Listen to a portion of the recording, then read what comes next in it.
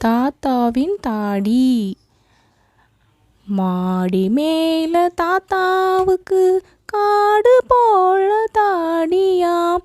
மாடி மேல நிற்கும் போது தாடி மண்ணில் புரளுமாம். அந்த 2 கோழி மைனா அண்டங்காக்கை குருவிகள் சாந்தமாக தாடியில் பதுங்கிக் கொண்டிருந்ததாம். உற்றியில் நின்ற தாத்தா உடல் குலுங்க தும்மினார். அச்சு அச்சு என்ற போது அவை அனைத்தும் பறந்தன.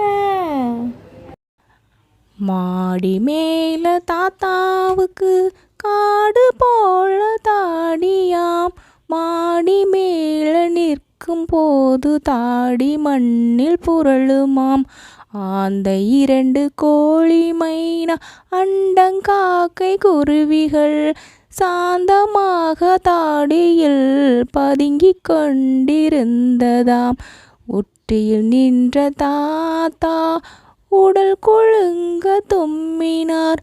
அச்சு அச்சு என்ற போது அவை அனைத்தும் பறந்தன.